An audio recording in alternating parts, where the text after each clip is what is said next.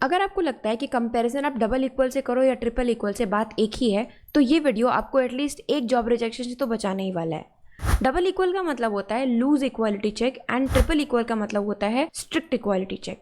अब loose equality check में क्या होता है, जब भी आप दो वैल्यूज को कंपेयर कर रहे होते हो तो जिस वैल्यू की प्रायोरिटी हाई होती है उसमें सेकंड वैल्यू को कन्वर्ट कर दिया जाता है, यानी कि दोनों का डेटा टाइप सेम कर दिया जाता है, या फिर अदर वर्ड्स में बोले तो टाइप क्वेश्चन कर दिया जाता है एंड उसके बाद वैल्यूज को कंपेयर किया जाता है एंड देन उस बेसिस पे आपको रिजल्ट मिलता है। अगर मैं एक एग्जाम्पल की हेल्प से समझाऊं तो मैं करती हूँ लॉग और एक वैल्यू में लूंगी स्ट्रिंग दैट इज 5 एंड इसको मैं कंपेयर करूंगी लूज इक्वालिटी चेक से इंटीजर की वैल्यू 5 के साथ एंड आंसर में मुझे मिलेगा ट्रू, क्योंकि इस केस में स्ट्रिंग के 5 को कन्वर्ट कर दिया जाएगा as a integer data type and then ये कंपेरिजन होगा, तो 5 इंटीजर इक्वल टू 5 हमेशा मुझे ट्रू ही मिलेगा।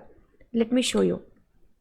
मुझे यहाँ मिला ट्रू। अब अगर मैं ट्रिपल इक्वल की बात करूं तो triple equal is called strict equality check. Triple equal is called strict equality check. Strict equality check का मतलब होता है कि इसमें टाइप क्वेश्चन नहीं होता है, वैल्यूज को टाइप के साथ साथ कंपेयर किया जाता है। यानी कि अगर मैं सेम कंपैरिजन को ट्रिपल इक्वल से करूं तो इस केस में अब इस 5 को नंबर में कन्वर्ट नहीं किया जाएगा, बल्कि इसकी वैल्यू के साथ साथ इसके टाइप को भी कंपेयर किया जाएगा कि ये दोनों वैल्यू सेम डेटा टाइप के हैं या नहीं है। तो इस केस में मुझे दिख रहा है कि एक वैल्यू आपकी 5 जो है वो स्ट्रिंग में है एंड दूसरी वैल्यू इंटीजर में है, तो इस केस में हमें मिलेगा फॉल्स।